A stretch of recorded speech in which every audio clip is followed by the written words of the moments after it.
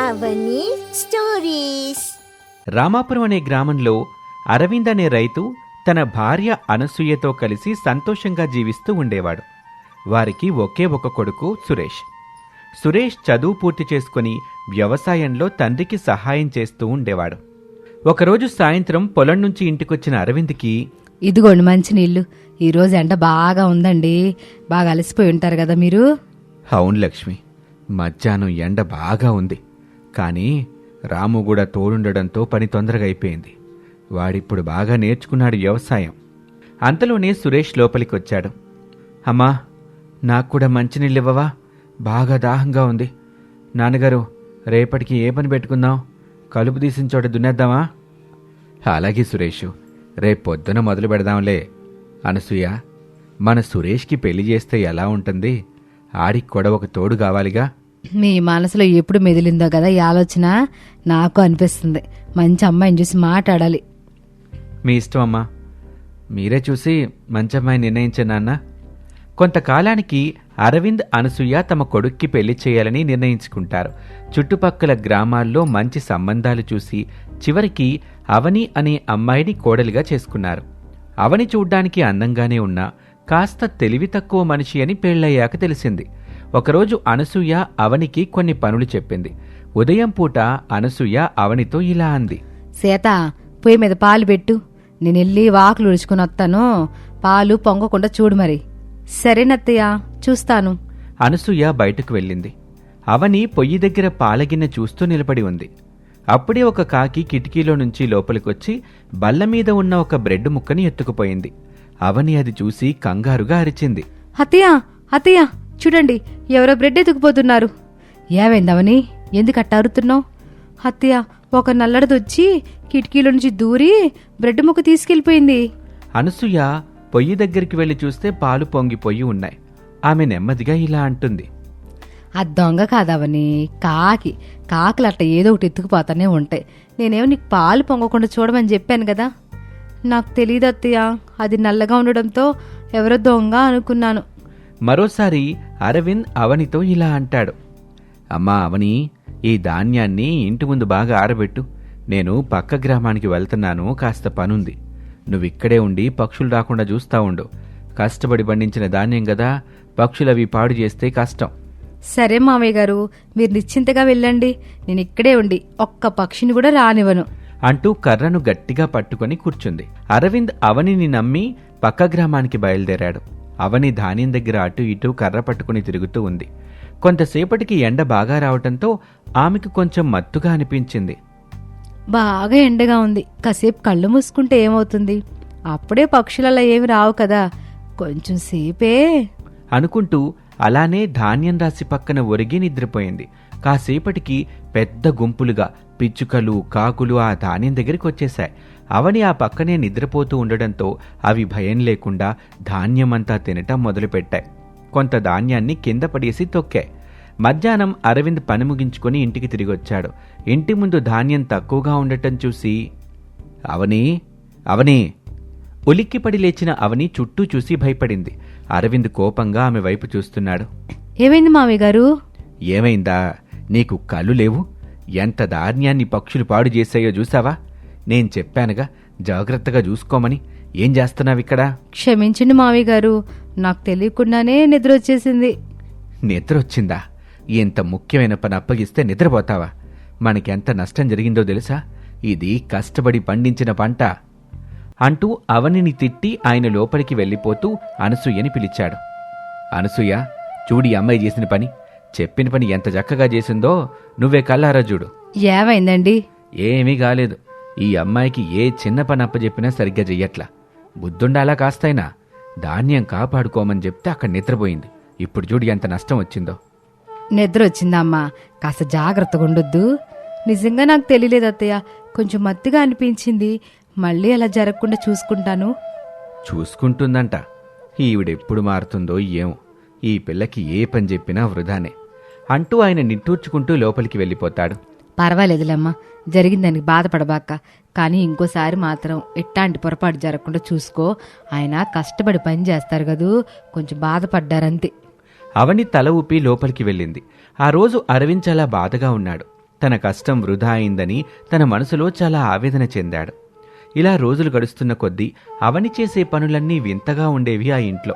ఒకసారి ఇంట్లో ఉల్లిపాయలైపోతే అనసూయ అవనితో ఇలా అంటుంది. కోళ్ళ, రేపు కూర కోసం ఉల్లిపాయలు తీసుకురావాలి. కొట్టుకెళ్ళి 1 కిలో ఉల్లిపాయలు తెస్తావా? సరేనత్తయ్య, తెస్తాను అంటూ అవని దుకాణానికి వెళ్ళింది. అక్కడ చాలా రకాల ఉల్లిపాయలున్నాయి. ఆమెకు ఏం తీసుకోవాలో అర్థం కాలేదు. ఒక పెద్ద ఉల్లిపాయను పట్టుకుని దుకాణదారుని అడిగింది. అన్నా, 1 కిలో ఉల్లిపాయలు ఇవ్వమన్నారు అత్తయ్య. తీయమ్మా, ఏ రకం కావాలి? అలాంటివి 1 కిలో ఇవ్వండి. అమ్మా, ఇవి పెద్ద ఉల్లిపాయలు, 1 కిలో అంటే కొన్నే వస్తాయి. పోనీ చిన్నవి కావాలా అని అడిగాడు. కానీ అవనికి అదేమీ అర్థం కాలేదు. చివరికి ఒక పెద్ద ఉల్లిపాయనే తూకం వేయించుకొని ఇంటికి తీసుకెళ్లిపోయింది. ఇదేమిటి కోళ్ళ, 1 ఉల్లిపాయ 1 కిలో ఉందా? నేను చిన్న చిన్న ఉల్లిపాయలు తేవాలని చెప్పాను కదా. అవును అత్తయ్య, మీరు ఉల్లిపాయలు తేవాలని చెప్పారు, నాకేమో ఇవే కనిపించాయి. అనసూయ అవని మాటలు విని నవ్వాపుకోలేకపోతుంది. ఊళ్ళో వాళ్ళు కూడా అవని చేసే పనులు చూసి నవ్వుకునేవారు. ఒకసారి సురేష్ స్నేహితుడు గోపి వాళ్ళ ఇంటికొచ్చాడు. అవని వాళ్ళిద్దరికీ టీ కలిపి తీసుకొచ్చింది.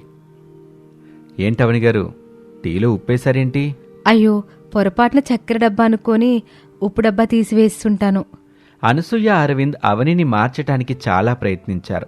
ఒకరోజు అరవింద్ అవనిని దగ్గరగా కూర్చోబెట్టుకుని ఇలా చెప్తాడు. అమ్మా, చూడు తల్లి, నువ్వు మంచిదానివి, కానీ కొన్నిసార్లు కొంచెం ఆలోచించుకొని పనిచెయ్యాలి. తొందరపడితే తప్పులు జరుగుతాయమ్మా. సరేనండి మావయ్య గారు, ఇకపై జాగ్రత్తగా ఉంటాను. అనసూయ కూడా అవనికి ఎన్నో విషయాలు చెప్పేది. ఇదిగో కోళ్ళ, ఇచ్చుడు, ఇది ఉప్పు డబ్బా, ఇది చక్కెర డబ్బా, 2 వేరువేరుగుంటాయి. వంట చేసేటప్పుడు చూసేసుకోవద్దు. సరే అత్తయ్య, గుర్తుంచుకుంటాను. కాని అవని మళ్లీ ఏదో ఒక పొరపాటు చేస్తూనే ఉండేది. వాళ్ళెంత చెప్పినా ఆమె ప్రవర్తనలో పెద్దగా మార్పు అయితే కనిపించలేదు. దాంతో అనసూయ, అరవింద్ కూడా కొంచెం నిరాశ చెందారు. యావండి, ఈ అమ్మాయి ఎప్పటికిలాగే ఉంటదే ఏంటి? ఎంత చెప్పినా అర్థం చేసుకోవట్లేదు. ఏమో అనసూయ, మన ప్రయత్నం మనం చేశాం, బహుశా ఆ పెళ్ళి ఇంతేనేమో. సురేష్ మాత్రం ఓపిగ్గా అవనిని అర్థం చేసుకునే ప్రయత్నం చేసేవాడు. ఆమె చేసే పొరపాట్లను నవ్వుతూ సరిదిద్దేవాడు. అవని, ఏం పర్లేదు, పొరపాట్లు అందరికీ జరుగుతాయి, ఇంకోసారి జాగ్రత్తగా చూసుకో. అవని మాత్రం అందరి ప్రేమకు కృతజ్ఞతగా ఉండేది. కానీ తన తెలివి తక్కువతనం వల్ల తరచూ ఇబ్బంది పడుతూనే ఉండేది. ఒకరోజు ఊరి పెద్దలు ఒక సమస్యను పరిష్కరించటానికి ఊళ్ళో అందరినీ పిలిచారు. ఒక బావి విషయంలో 2 వ్యక్తుల మధ్య గొడవ జరుగుతుంది. ఎవ్వరు చెప్పినా వారు వినటం లేదు. అరవింద్ కూడా ఆ సభకు వెళ్ళాడు. అవని కూడా అరవింద్ వెంటే వెళ్ళింది. రామయ్య గారు, గోవింద్ గారు, మీరిద్దరూ ఎంతో కాలంగా ఇలా గొడవ పడ్డం మంచిది కాదు. ఊళ్ళో అందరూ కలిసిమెలిసి ఉండాలి. అయ్యా, ఇది మా నాన్నగారు దొవ్వించిన బావి, దీని మీద మాకే హక్కు ఉంటుంది.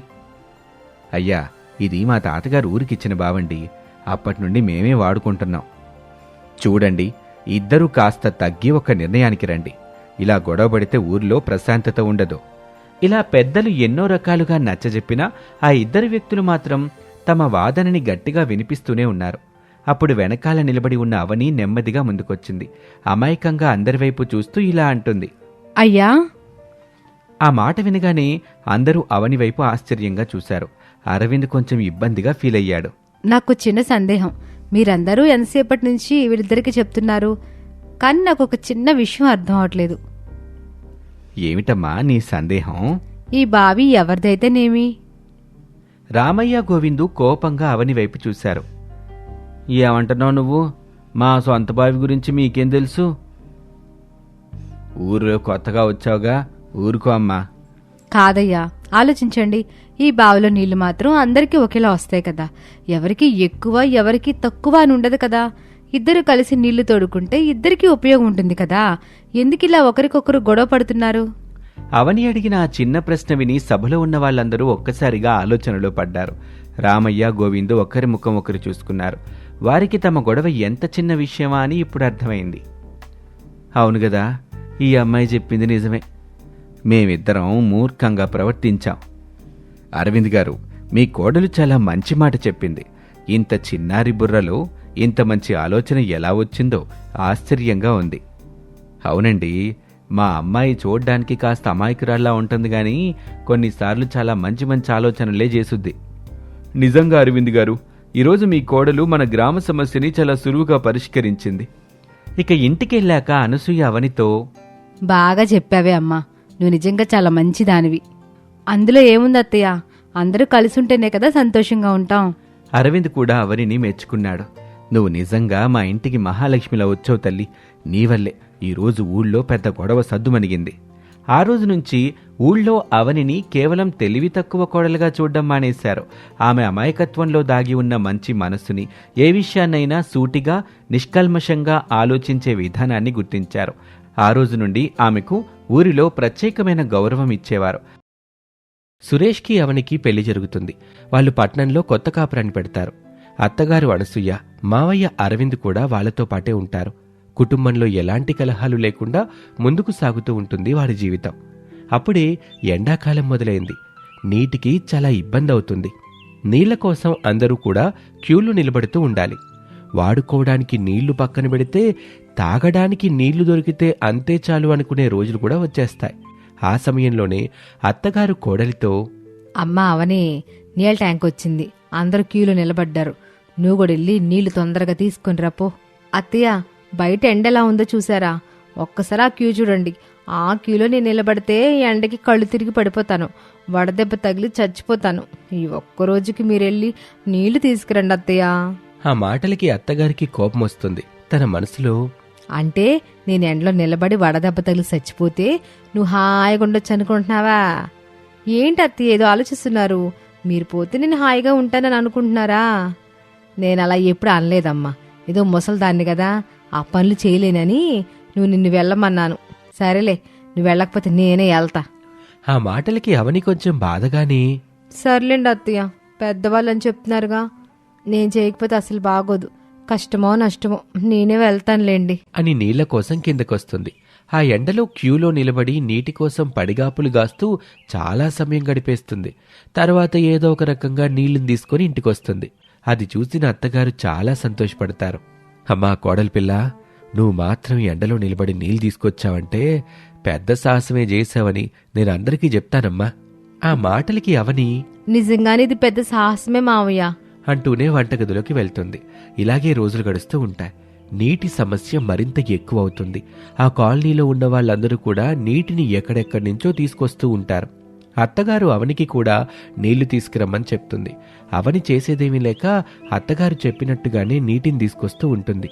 ఇక ఆ రోజు సాయంత్రం అవని పక్కింటమ్మాయి అయిన రమ్యతో మాట్లాడుతూ ఉంటుంది. ఏంటో అవని, నీళ్ళు లేకపోవడంతో మాకు చాలా ఇబ్బంది కలుగుతుంది. అందరూ ఎక్కడెక్కడి నుంచో తీసుకొస్తున్నారు.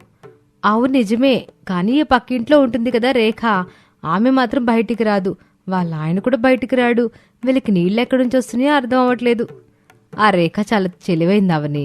పక్క వీధిలో వాటర్ ట్యాంక్ వస్తుంది కదా, అక్కడ వాళ్ళు పెద్దగా నీటిని తీసుకోరు. ఎందుకంటే అక్కడ వాటర్ క్యాన్ ఫెసిలిటీ ఏదో ఉందంట. అందుకని భార్యాభర్తలిద్దరూ ఆ గలీలోకి వెళ్ళి నీళ్లు తెచ్చుకుంటారు.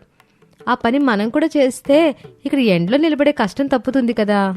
నువ్వు చెప్పింది బానే ఉంది, కానీ అంత దూరం నుంచి నీళ్లు తీసుకురావడం అంటే కొంచెం కష్టమే. అయినా నువ్వు చెప్పింది నిజమే. ఎండలో ఇబ్బంది పడ్డం కంటే అక్కడి నుంచి నీళ్లు తెచ్చుకోవడం మంచిదే కదా. అలా ఇద్దరూ మాట్లాడుకుంటూ ఉంటారు. నీళ్లు పక్క వీధి నుంచి తెచ్చుకోవాలని నిర్ణయించుకుంటారు. ఆ రోజు గడిచిపోతుంది. ఇక మరుసటి రోజు అవని రమ్య ఇద్దరు కూడా పక్క వీధిలో వాటర్ ట్యాంక్ దగ్గర వాటర్ పట్టుకొని ఇంటికి తెచ్చుకుంటూ ఉంటారు. అలా చివరి బుంగ తెచ్చుకోబోతూ ఉండగా అక్కడున్న వ్యక్తి, మీరు మొత్తం 10 బుంగలు తీసుకువెళ్లారు, మొత్తం 300 రూపాయలు అయ్యింది, అవి ఇవ్వండి.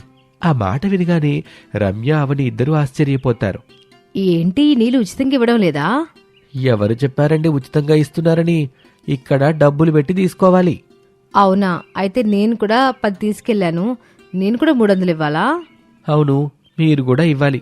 సరే, మేము ఇంటికెళ్ళి తీసుకొస్తాం. ఈ బుంగలు 2 ఇక్కడ పెట్టి ఇంటికెళ్ళి డబ్బులు తీసుకురండి. సరే, తీసుకొస్తాంలయ్యా అని ఇద్దరూ సరే అని చెప్పి అక్కడి నుంచి ఇంటికి బయలుదేరతారు. రమ్య, నీ మాటలు నమ్మి నీటి కోసం ఇక్కడి వరకు వచ్చాను. ఇప్పుడు నీటికి 300 రూపాయలంటే మా అత్తగారు నన్ను చంపేస్తుంది. నా అమ్మగుడు అసలు పిసినాసుడు. ఈ విషయం ఎలా చెప్పాలా నేను భయపడచేస్తుంటే అని ఇద్దరూ మాట్లాడుకుంటూ వాళ్ళ ఇళ్లకు చేరుకుంటారు. అవని వాళ్ళ ఇంటి దగ్గర అత్తగారితో విషయం చెప్తే ఆమెని తిడుతుందని, డబ్బులు ఎలాగైనా తీసుకెళ్లాలని ఎవరికీ తెలియకుండా తన భర్త జేబులో నుంచి 300 రూపాయలు దొంగతనం చేస్తూ ఉండగా అత్తగారు అది గమనిస్తుంది. అయ్యో అయ్యయ్యో, కట్టుకున్న మొగుడు జేబు నుంచి డబ్బులు దొంగతనం చేస్తుంది. ఈ విచిత్రాన్ని నేను ఎక్కడా చూడలేదు. అంటూ అత్తగారు అందరినీ పిలుస్తుంది. అప్పుడు అవని పెద్దగా ఏడుస్తూ అత్తయ్య, నేను దొంగతనం చేయలేదు అత్తయ్య. ఏం జరిగిందంటే అంటూ జరిగిన విషయం అంతా చెప్తుంది. ఆ మాటలు విని ఇంట్లో వాళ్ళందరూ కూడా అవనినే తిడుతూ ఉంటారు. సర్లే అవని, జరిగిందేదో జరిగిపోయిందిగా, అతనికి 300 రూపాయలు తీసుకెళ్లి ఇచ్చేసి వెంటనే వచ్చే అని ఆమెకు 300 రూపాయలు ఇస్తాడు. ఆమె దాన్ని తీసుకుని బయటకొస్తుంది. ఇంతలో రమ్య కూడా వస్తుంది. మీ ఆయన పిసినారివాడు అన్నావు కదా, 300 రూపాయలు ఎలా ఇచ్చాడు? ఆయన ఎక్కడిచ్చాడు? నేనే ఆయనకు తెలియకుండా అప్పుడప్పుడు సరుకుల్లో డబ్బులు కొంచెం నొక్కేస్తూ ఉంటా. ఆ డబ్బులు తీసుకొని వచ్చాను. ఏం చేద్దాం? మరి నీకు మీ ఆయన 300 ఇచ్చాడా? అవని కూడా జరిగిన విషయం అంతా చెప్తుంది. ఆ మాటలు విన్నాక రమ్య సర్లే, ఏదో రకంగా అయితే డబ్బులు చేతికొచ్చాయి కదా, అంతే చాలు అని ఇద్దరు కూడా అక్కడి నుంచి వెళ్లి అతనికి డబ్బులు ఇచ్చేసి నీళ్లు తెచ్చుకుంటారు. ఇక ఇద్దరు ఎవరింట్లోకి వాళ్ళు చేరుకుంటారు. ఇలాగే రోజులు గడుస్తూ ఉన్నాయి. కోడలు నీటిని తీసుకురాలేక అల్లాడిపోతూ ఉంటుంది. అప్పుడే వాళ్ళ కాలనీలో ఒక మంచినీటి పంపుని కడతారు. వారం రోజుల్లోనే దాని నుంచి మంచినీళ్ళు వస్తూ ఉంటాయి. కేవలం ఒక్క పూట మాత్రమే నీళ్లు రావటంతో కాలనీ వాళ్ళందరూ కూడా దాని దగ్గర క్యూ కడుతూ ఉంటారు. చూస్తూ ఉండగానే అక్కడ నీటి కోసం చాలా మంది అవస్థలు పడుతూ ఉంటారు. అప్పుడు రమ్య అవని ఇద్దరూ ఇలా మాట్లాడుకుంటూ ఉంటారు. చూసావని నీటి కోసం ఎలా గొడవలు పడుతున్నారో. స్నేహితులన్న విషయం మర్చిపోయి మరీ గొడవలు పడుతున్నారు. మనం మాత్రం అసలు అలా ఉండకూడదు రమ్య. మనం స్నేహితులుగానే ఉన్నాం కదా. అలా ఇద్దరూ స్నేహం గురించి మాట్లాడుకుంటూ ఉంటారు. ఇక అవని వంతు వచ్చే సమయానికి రమ్య వెళ్లి నీళ్లు పట్టుకుంటూ ఉంటుంది. అది చూసేసరికి అవనికి బాగా కోపం వస్తుంది. ఏయ్, ఏంటే నా వంతైతే నువ్వెందుకెళ్ళి నీళ్ళు పట్టుకుంటున్నావు? నీ వంతేంటే నీ వంతు, నా వంతు.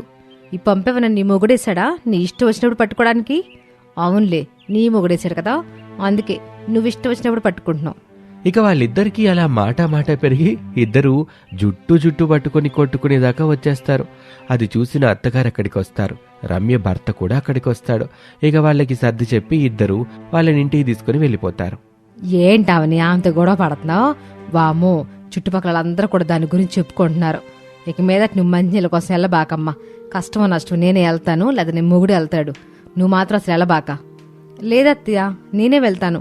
ఇంకోసారి రమ్య నాతో గొడవ పడిద్దిగా, అప్పుడు దాని తల పగలగొట్టే వస్తాను. ఈ ఎవరి దెబ్బేంటో చూపించాలి కదా మరి. ఇంతలోనే సురేష్ అక్కడికి వస్తాడు. నువ్వేమీ నీ ప్రతాపం చూపించాల్సిన అవసరం ఏమీ లేదు. అమ్మ చెప్పినట్టు విను. నీళ్లు నేను గాని అమ్మ గాని ఇద్దరం ఎవరో ఒకరిని వెళ్ళి తీసుకొస్తానులే. ఆ మాటలు విని అవని సరే అని చెప్తుంది. ఇక ఇదంతా ఇలా ఉండగా రమ్య వాళ్ళ ఇంట్లో తన భర్త శంకర్, ఏంటి అలా గొడవపడుతున్నావు? నాకు చాలా భయం వేసింది. ఇక మీదట నువ్వు నీళ్ళకి వెళ్ళొద్దు, నేనే వెళ్ళి నీళ్ళు తీసుకొస్తాను. సరే అండి, మీ మాట ఇప్పుడైనా కాదన్నానా? మీరు గనక నీళ్లు తేనని చెప్పకపోతే దాని పని అయిపోయేది. ఇరుగు పొరుగు అన్న తర్వాత గొడవలు పడుతూ ఉంటే ఎలా చెప్పు? అందరితో కలిసిమెలిసి ఉండాలి. మీరు చెప్పారు కదా, అలాగే ఉంటానండి అని చెప్తుంది రమ్య. ఇక ఆ రోజు అలా గడిచిపోతుంది. ఇక ఆ మరుసటి రోజు నీళ్ల కోసం ఇంట్లో ఉన్న వాళ్లే వెళ్తారు. అవని రమ్య ఇద్దరూ ఇంట్లోనే ఉంటారు. ఇక వాళ్ళందరూ నీళ్ల కోసం వెళ్లారని అవని రమ్య ఇద్దరూ మాట్లాడుకుంటూ ఉంటారు. మనిద్దరం స్నేహంగా మాట్లాడుకోవడం మా అత్తగారు చూశారు. ఆమె అనుకుంటది ఇక్కడ నీళ్ల దగ్గర ఎలాంటి సమస్య ఉండదని. అందుకే కదా మన కష్టం ఏంటో వాళ్ళకి తెలియాలని మనం గొడవ పడినట్టు నటించాం. అది సక్సెస్ అయింది.